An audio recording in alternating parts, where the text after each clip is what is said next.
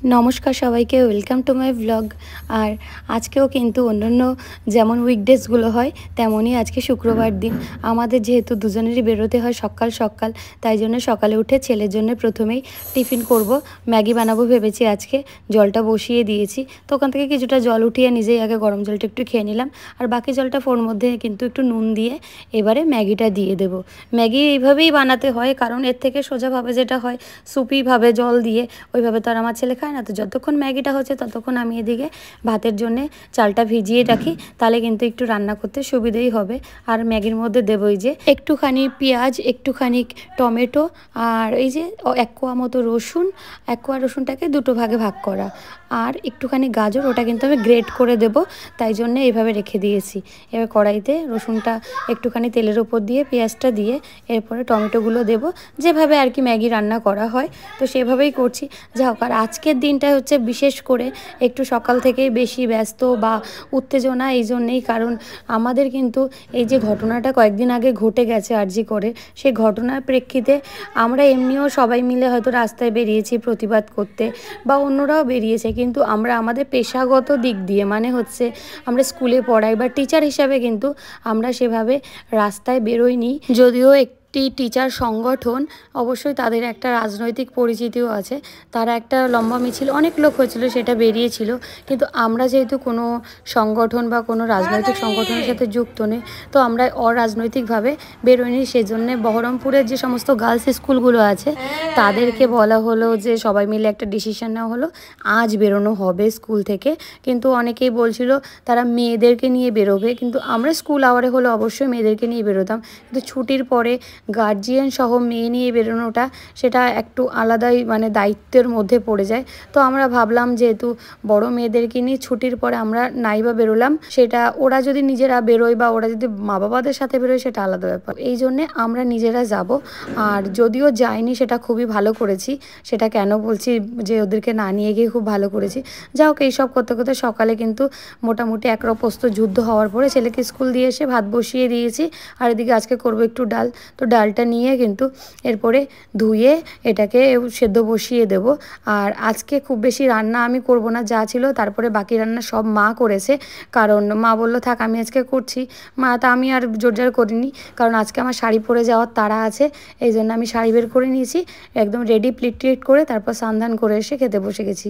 আর মা করেছিল যে ভেন্ডি ভাজা আর ডাল, আর এদিকে করেছে হচ্ছে এই যে আলু দিয়ে আর কাতলা মাছ দিয়ে তরকারি, আর ভীষণ টেস্টি হয়েছিল কিন্তু তরকারিটা। আর খাওয়া দাওয়া করে তারপরে কিন্তু আমি একদম শাড়ি পরে আজকে রেডি হয়ে গেছি। আজকে একদমই তাড়াহুড়ো হয়নি, যেহেতু রান্নার পার্টটা আমার ছিলই না, তো একদম ঠিকঠাকভাবে রেডি হয়ে এবার বেরিয়ে পড়েছি।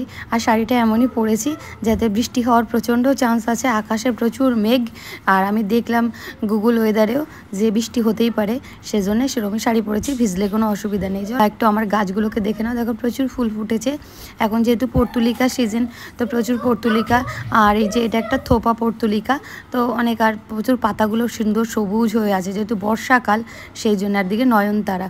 আর তারপরে আজকে যেহেতু আমি মিছিলে যাব সেজন্যে আর স্কুটি নিইনি, ভাবলাম হেঁটেই যাব। তো সামনে পেয়ে গেলাম একটা টোটো, আর বহরমপুরে টোটোকে বলা হয় টুকটুক, তো টুকটুক করেই চলো স্কুল গেলাম।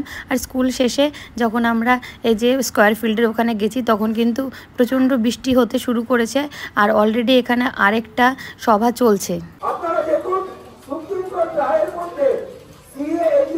কেন্দ্রীয় বাহিনীকে হাসপাতালকে পাহারা দেওয়া, এটা আমরা খুব সঠিক মনে করছি না। আমরা এই রায়ের সমালোচনা করছি এপিডিআর এর পক্ষ থেকে। আর বাইরে কিন্তু তখন প্রচুর বৃষ্টি হচ্ছে, অন্য স্কুলরা এখনও এসে পারেনি বলে আমরা আপাতত এখানেই বসে গেলাম। আর তারপর এখান থেকে বেরিয়েছি, একটু বৃষ্টি তখন কম, তাও পড়ছে। বেরিয়ে দেখছি অন্য স্কুলরা এসছে কিনা, আর ততক্ষণে কিন্তু আরও একটা স্কুল থেকে কিছুজন চলে এসেছে। তো তখন আবার বৃষ্টিটা বেশি হয়েছিল, আমরা এই যে এখানে কফি হাউস আছে একটা, সেই কফি হাউসের মধ্যেই ঢুকে দাঁড়িয়েছিলাম। ও তারপর দেখলাম ওই দিক থেকে ফাইনালি মিছিল করে মেয়েরা আর স্কুল দিদিমণিরা আসছে। আর এখানে কিন্তু মেয়েরা সত্যি মানে ভীষণভাবে প্রতিবাদ করছিল, এত বৃষ্টি হচ্ছিল যেহেতু। আমরা ভাবছি যে আমরা আমাদের মেয়েদেরকে না আনার ডিসিশানটা খুবই ভালো করেছি। আর এই যে এরা কিন্তু, এটা বিদ্যানিকেতন স্কুল, ওরা ভীষণভাবে কিন্তু বৃষ্টিতে ভিজেও প্রতিবাদ করেছে। মানে ওরা বুঝেছে যে আজ যদি আমরা প্রতিবাদ না করি তাহলে কিন্তু ভবিষ্যতে এটা যে কারোর সাথেই হতে পারে। আর তারপরে আমরা এই মিছিলে শেষে যোগদান করলাম, করে সবাই মিলে আমাদের এই মিছিলটা পুরো বহরমপুর স্কোয়ার ফিল্ড থেকে ঘুরে লালদিঘি হয়ে এগোচ্ছিল।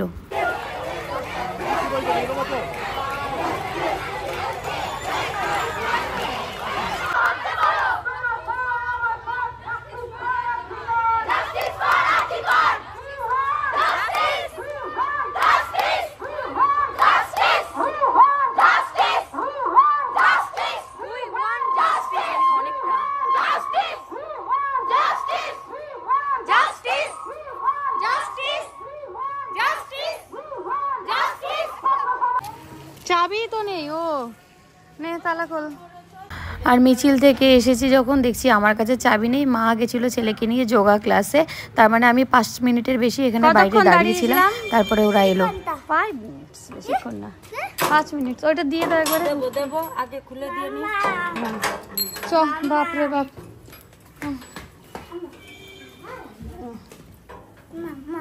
দাঁড়া, কেমন হলো যোগা? হ্যাঁ পুরো ভেজা আমি। কেমন হলো যোগা?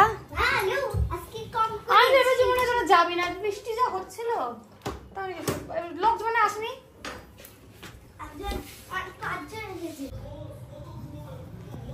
পুরো ভেজা।